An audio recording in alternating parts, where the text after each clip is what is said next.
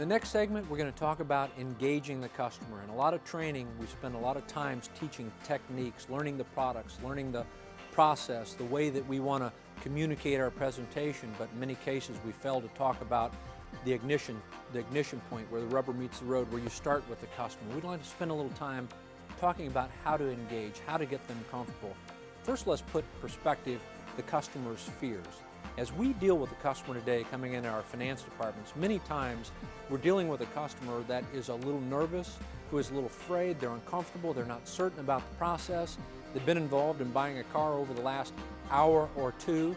In many cases, it could have been the last day or two at multiple dealerships. They just happened to be at our store at this time and had concluded a purchase price, and all this nervous energy is bottled up. And when they come into our office, they're afraid. And we need to understand that when a customer is afraid, they do and say things they normally wouldn't do and say. Why that's important for you to understand is don't get your defenses up. Don't get in a defensive posture. When a customer comes in and there's a fear, they're going to raise their guard a little bit. They're going to be a little suspicious. They may say or do something that might be somewhat offensive. The last thing we want to do as a finance manager is raise our defenses up. If we get in that type of situation with a customer, I guarantee you the customer will win every time. This is a time to throw your arms down by your side, understand the customer, their concerns, offer them some compassion, and help put them at ease. And the best way today that you can engage with a customer is not to try to build rapport. You've had a salesperson spending the last hour or two attempting to build rapport with this individual customer, and honestly, as you sat there today talking to them about the car they're about to buy was your favorite car, or the neighborhood they live in, you've got an aunt that lives in, or the church that they go to is one that you're familiar with, or something silly like they've got a three-legged dog and your aunt has a three-legged dog. Honestly, customers today know what you're attempting to do. You're attempting to build rapport, and unfortunately, you're attempting to build rapport inside of about 5 minutes.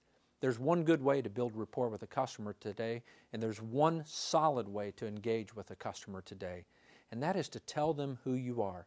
Introduce yourself to them. Greet them at the door of your office when they come in.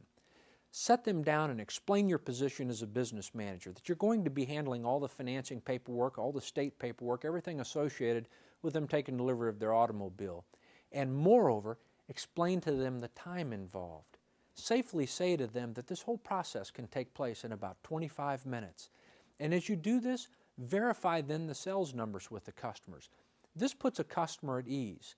When they walk in the office nervous, uncertain, it looks something like this. Hi, my name is Rob Norris. I'm the business manager here at XYZ Chevrolet. I'll be handling all the delivery paperwork of your new vehicle.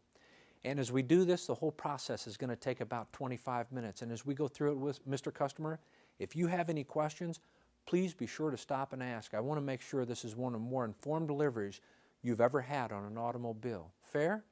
And when you do this with a customer, they know who you are, what you're going to do, how long it's going to take, and it sets them at rest.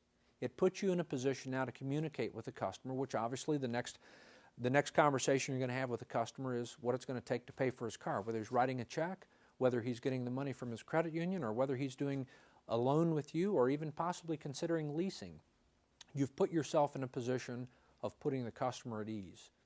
This is how you build rapport with the customer today. This is how you start with the customer today. Long and short of it is, when a customer comes into your office, your goal should be to consume that customer with your personality. Moreover, don't forget to congratulate this person on their new vehicle. Many times a customer coming in is uncertain as to whether they've bought a car or not. Maybe they're wanting to talk payments. They're wanting to give all consideration to all the final details, and they didn't want to quite commit. I'll guarantee you this, when you meet that person at the door and you say congratulations on your new car, they begin to assume that they have in fact bought a car. And when you meet the person at the door and you thank them for doing business with them here at your dealership, many times they'll look at you and say, thank you. Because the salesperson and the sales department in the process of selling the automobile were so caught up in the process, many times have forgotten to just stop and simply thank the customer for doing business.